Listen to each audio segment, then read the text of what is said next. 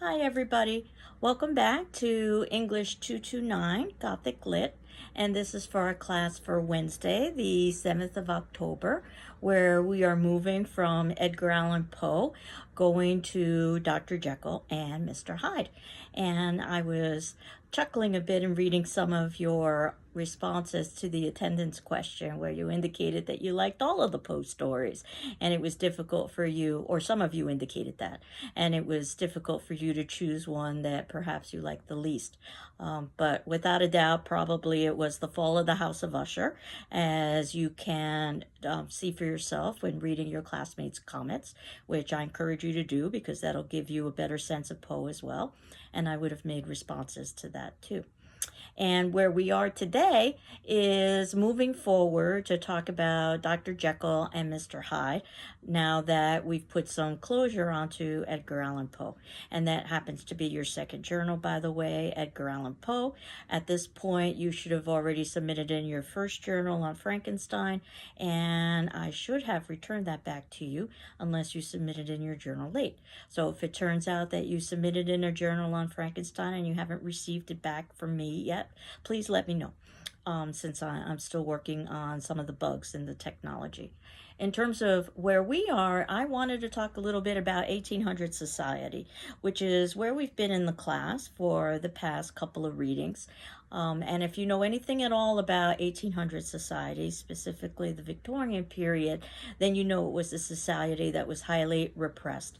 And it was a society that valued social norms and appearances and very much viewed sex as an activity purely for procreation, not for pleasure. However, the reality is that there was also a seedy underworld to Victorian period, a thriving prostitution trade, and sexually transmitted diseases were running rampant. So obviously there's a disconnect between the way that one should act in polite Victorian society and the way one might act in the dark recesses of Victorian society. And no text perhaps better examines that contrast than Dr. Jekyll and Mr. Hyde. In addition to the 1800s, this is also where Freudianism was becoming an important theory for individuals. And there are lots of psychological ways to examine Dr. Jekyll and Mr. Hyde, particularly from a Freudian perspective. If you know anything at all about Sigmund Freud, then you know that many of his theories focused on sexuality, which gets us back to the idea of the repressive nature of Victorian society. Freud also talked about the conscious and the subconscious, which is something that also can be examined in Dr. Jekyll and Mr. Hyde. Darwin and Darwin's theories were also examined during this particular time period. And the idea that we could have something called reverse evolution, that not only could we evolve into something better, but we could evolve backwards into something more bestial. And that too is a hint of something that we will find with Dr. Jekyll and Mr. Hyde. And lastly, this occurred after the publication of the book, 2 years after the novel. But the Jack the Ripper murders occurred in London. If you know anything at all about Jack the Ripper, a notorious serial killer who was never caught, who killed quite a number of prostitutes. All kinds of theories as to the identity of Jack the Ripper because of the way the murders were executed with precision. It seemed to be precision surgical tools. There was speculation that this was a doctor, a respectable individual by day that was engaging in his bestial activities at night. And that too is something that we can perhaps examine in relation to Dr. Jekyll and Mr. Hyde, even though, again, the text came out prior to the actual murders. Now, in terms of Robert Louis Stevenson, the author of this particular text, he was a Scottish novelist who suffered from a good number of illnesses. And the idea is that the text, in some ways, illustrates some of his preoccupation with needing to take drugs and medicines. And if you haven't yet read Dr. Jekyll and Mr. Hyde, you will see how potions and medicines are so important in this particular text. You might have heard of a text called Treasure Island, and that's probably what Stevenson is best known for. Children's book, usually Treasure Island is thought of. But his novella, The Strange Case of Dr. Jekyll and Mr. Hyde, and notice the title in its entirety. We usually shorten it, much like we shorten Frankenstein.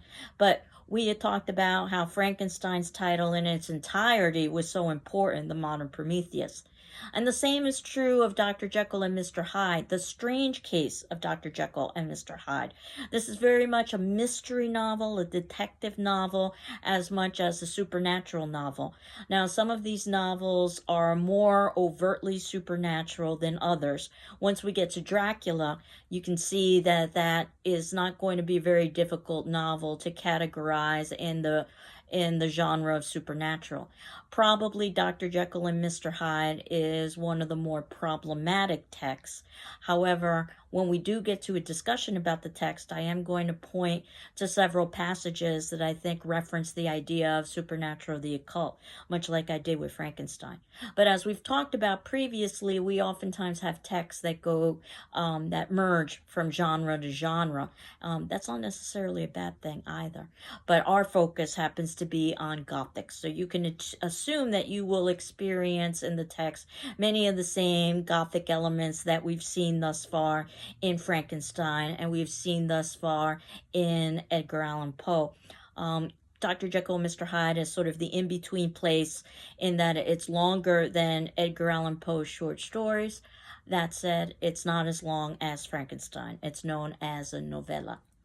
Some of the themes that you can expect to find in this particular text. Definitely the idea of repression, and not just sexual repression, but repression in general.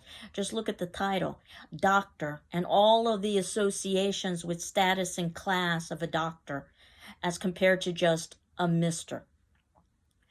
Socioeconomic class is also going to be very strongly embedded within this text. The Victorian society was one of contrast, where you could have extreme poverty and extreme luxury at the same time. In fact, I suspect you could probably say the same thing about our own time period. Drugs and the idea of taking external elements and the resulting transformation that occurs, that has oftentimes been related to Stevenson's own health issues, but can also be connected to modern day parallels of drug use and abuse and alcoholism as well. Darwinism, as I had indicated, and psychology and the use of the psyche also are themes in this particular text, as well as the idea of doubling, which we've seen in other Gothic texts as well. Definitely we'll see this in the two personas of Dr. Jekyll and Mr. Hyde. And I don't know if you are familiar or not that Dr. Jekyll and Mr. Hyde are one and the same. Dr. Jekyll and Mr. Hyde is oftentimes a slang term that's used to talk about how someone can have two seemingly different kinds of personalities. One much gentler and kinder, and the other much cruder and ruder. But that said, I've had many students who've indicated that while they've vaguely heard of Dr. Jekyll and Mr. Hyde, it doesn't have the same kind of iconic nature that Frankenstein has, or even Edgar Allan Poe and some of his short stories. We don't have a specific movie adaptation that would be considered iconic in the way we did with Frankenstein. And Stevenson isn't necessarily an author that's studied in junior high school and high school in the way that Edgar Allan Poe is. That said, there are a good number of movie adaptations, and almost all of them take some rather significant textual liberties. And we saw that with Frankenstein as well. That said, probably the biggest liberty that they take is providing a heterosexual love interest, which is nowhere in the text itself. In fact, when we read the text, you'll see that it is incredibly male-centric, which is going to be important in terms of our analysis of the text itself. But Hollywood provides a heterosexual love interest, and it also provides some filler that as a novella, it probably doesn't have enough length to warrant a feature-length film. In fact, some of you indicated with the Edgar Allan Poe stories that there are numerous film adaptations, many of them associated with Vincent Price. And that said, because they are short stories, there is a lot of filler that's included in these particular movies to make enough of a story to have a movie. They're still fun experiences, but they don't have the same kind of power that a short story would have, especially with that kind of twist ending that comes so quickly, oftentimes with short story. Lovecraft arguing that perhaps Poe perfected the short story and the twist ending in a way that we've come to define the modern short story. That said, Jekyll and Hyde does have some elements associated with popular culture. I can think about perhaps one of my first introductions to Jekyll and Hyde, and it happened to be a cartoon, a Warner Brothers cartoon, a Bugs Bunny cartoon, actually, that I was able to find, and I've included the link in our class notes, and I encourage you to watch that particular cartoon. If you've never read Jekyll and Hyde before, you can watch the cartoon and understand it, but once you've read Jekyll and Hyde, you can watch that cartoon and truly understand all of the nuances. And Warner Brothers cartoons, by the way, happen to be rather sophisticated. There were a whole lot of references in there that were really for the adults, not necessarily for the children, that I only came to appreciate after the fact. I've also included a link for you to look at under the popular culture section of our notes, which is chapter 5, of a New York City club that's called the Jekyll and Hyde Club, and it happens to be one of those theme restaurants in New York. I myself have attended several times, where it's based loosely on the Jekyll and Hyde story, but what they specialize in is basically trying to create an environment of horror. So you've got the classic movie monsters that are waiters, basically the waiters and waitresses dress up that way. You've got movie screens that are showing some of the classic films, and they've got all kinds of props and sets. They've got pictures on the wall with moving eyes to disorient you when you're eating. They've got bar stools that move ever so slowly up and down. So again, to disorient you when you are leaving a bar stool. So it's a great experience. I can tell you that the food is mediocre, but you don't usually go there for the food. You go there for the atmosphere. But in terms of thinking about film adaptations, probably the most iconic film adaptation happens to be one that was done with Frederick March in 1931. That said, there was a very famous silent film that was done of Jekyll and Hyde in the 1920s with John Barrymore. Though watching a silent film is a very different kind of experience. I've had this with as this response from my students who've watched the very famous silent film Dr. Caligari in my horror film class, and they've indicated some of the challenges in watching a silent film. So that's it. The 1931 film, one of the reasons why it was so iconic is because critics thought very highly of it. So much so that the lead actor, Frederick March, was awarded an Academy Award for the Best Actor. And that's the film that I show in class when we are meeting in person. And luckily, I was able to find a link for that online so that you can watch that film as well. There's a 1940s version of Jekyll and Hyde that's done with Spencer Tracy. It doesn't have the same kind of critical acclaim. And then there have been a good number of modern adaptations.